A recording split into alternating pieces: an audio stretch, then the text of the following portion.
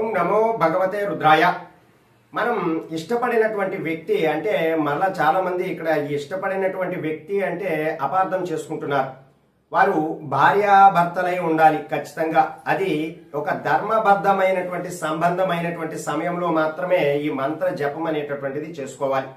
కొంతమంది ప్రేమికుడు ప్రేమికురాలు ఉంటారు. వారు వివాహానికి వెళ్ళాలి అనేటటువంటి ఆలోచనతో ఉన్నవారు మాత్రమే ఈ మంత్ర జపం అనేటటువంటిది చేసుకోండి.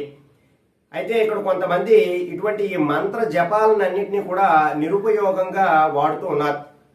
ఎట్టి పరిస్థితుల్లోనూ మీరు అంటే ధర్మబద్ధము అలాగే న్యాయమైనటువంటి పరిస్థితులలో ఈ మంత్ర జపము మీకు చేసుకుంటేనే పనిచేస్తుంది. అధర్మ మార్గంలో ఏదైనా వేరే అంటే మీ మనసులో ఉన్నటువంటి వేరే వాళ్ళతో సంబంధం కోసం అనేటటువంటి విషయంలో ఈ మంత్ర జపం అనేటటువంటిది అసలు పని చేయదు.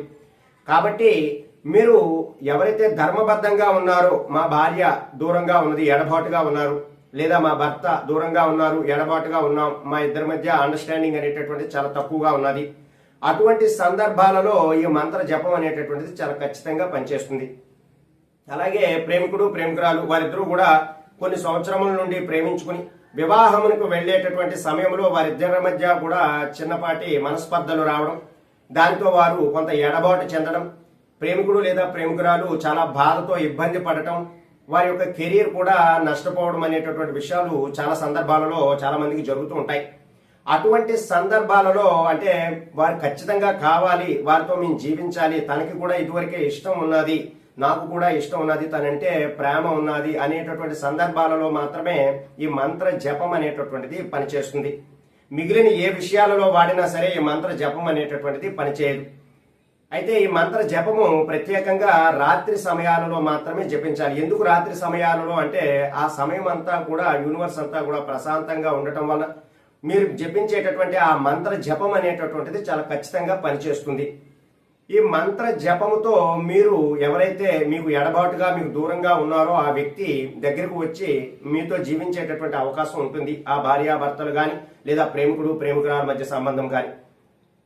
అటువంటి సందర్భాలలో ఈ మంత్రం ఎలా చేసుకోవాలి అంటే 27 సార్లు లేదా 108 సార్లు అయినా సరే ఈ మంత్ర జపం అనేటటువంటిది చేసుకోవచ్చు. ప్రధానముగా వశీకరణంలో క్లీం అనేటటువంటి శబ్దాన్ని ఉపయోగించడం ద్వారా మనకి ఖచ్చితంగా ఆ వ్యక్తికి మన పైన అంటే మనకి ఎటువంటి ప్రేమ అనురాగం అనేటటువంటిది ఉన్నదో అదే ప్రేమ అనురాగం ఆ వ్యక్తికి కూడా కలుగుతుంది. అయితే ఈ మంత్రం మీరు చేస్తున్నప్పుడు ఆ వ్యక్తి యొక్క ఫోటోని మీ ముందు ఉంచుకోవాలి, లేదా ఆ మనిషిని మీరు ఊహించుకోవాలి, లేదా మొబైల్ ఫోన్లోనైనా ఆ ఫోటో ఉన్నట్లయితే ఆ ఫోటోని ముందుగా పెట్టుకోవాలి. ఇది ఖచ్చితంగా వారిద్దరి మధ్య కూడా బంధం ఉన్నవాళ్ళు అంటే భార్యాభర్తలు లేదా ప్రేమికుడు ప్రేమికురాలు వారి మధ్య మాత్రమే ఇది పనిచేస్తుంది. 1కి 10 సార్లు చెప్తున్నాను, వారిద్దరి మధ్య మాత్రమే పనిచేస్తుంది. మిగిలిన వారి మధ్య ఇది చేసినా పనిచేయదు. అలా దూరంగా ఎడబాటుగా ఉన్నవారు ఎవరున్నారో వారు మాత్రమే ఈ మంత్ర జపం అనేటటువంటిది చేసుకోండి.